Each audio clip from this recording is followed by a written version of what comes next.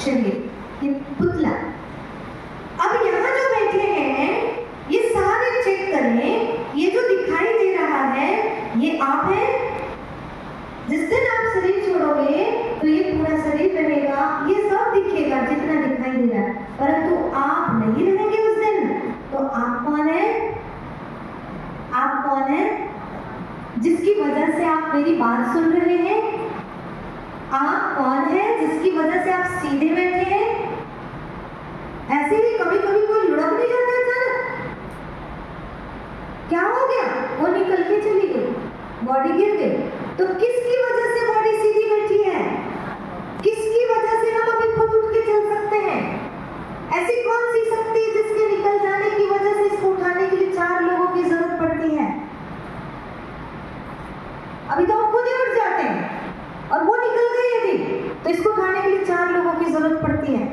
और उसका नाम होता है अरथी, जिसका रथी गायब है।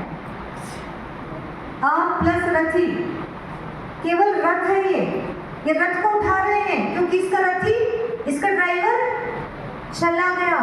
तो वो ड्राइवर कौन है? बोलिए जोर से। आत्मा। किधर है ड्राइवर? किधर बैठता है? आगे वाली सीट में कि पीछे वाली में? आगे वाली सीट किधर है?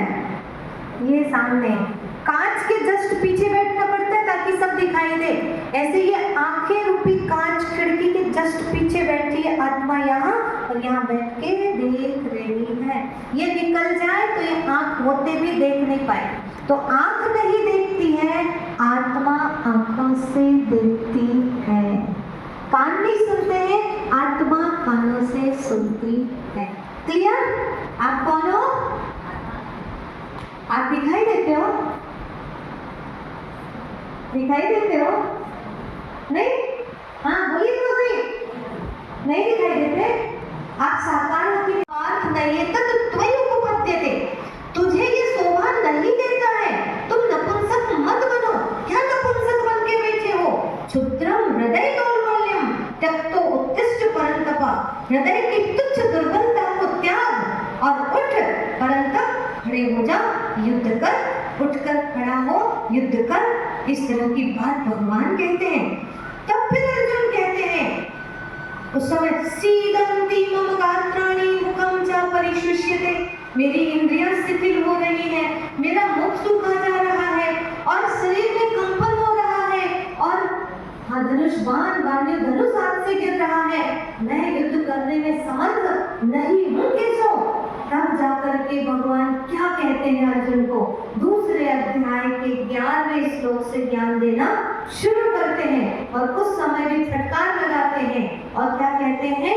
असोचानन वसोचश्वतम प्रज्ञावादांश भाससे गतासु न गतासु शमनानुशोचन्ति पंडिता। क्या कह रहे हैं? ना सो करने योग्य लोगों के लिए सो करते हो और पंडितों जैसी बड़ी ही बड़ी बातें करते हो। लेकिन जो पंडित जन होते हैं ना, वो जो दुनिया से चले गए हैं उनके लिए, और जो दुनिया से नहीं गए हैं उनके लिए कभी शोक नहीं करते हैं। ये पक्की बात है।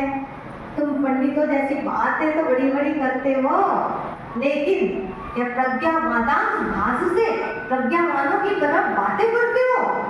लेकिन ये जितने तर्क तुम दे रहे हो ना अर्जुन, ये सारे तर्क तुम्हारे मोह जनित हैं, अज्ञान जनित हैं।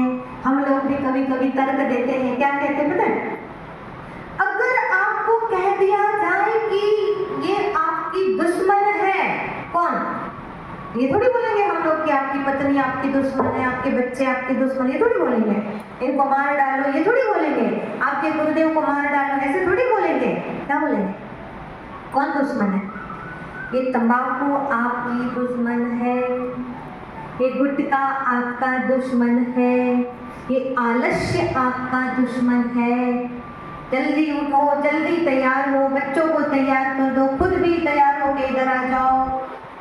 हम ऐसे बोलेंगे। फिर आप लोग क्या बोलेंगे? देखना, जब तक मैं तंबाकू नहीं खाती हूँ ना, तब तक मेरे पेट का भोजन पचता नहीं, फिर मेरा पेट साफ होता नहीं। बीड़ी पीते हैं तभी पेट साफ बातें करने लग जाते हैं।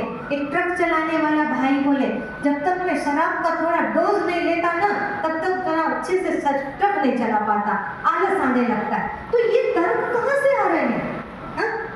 विचार दीजिए, वो अर्जुन के मोह जनित तर्क, अज्ञान जनित तर्क, ये हम लोग भी देते हैं। हम कहते हैं क्या करें, बच्चे हैं ना दीदी। एक माता को देखा मैंने हम लोग के सेक्टर पे, एक बच्ची इतनी बड़ी है, एक उससे छोटी है, एक 1 साल की है, एक 2 साल की है, और एक इधर गर्भ में है। समझ रहे हो? एक गर्भ में है, और उसके बाद भी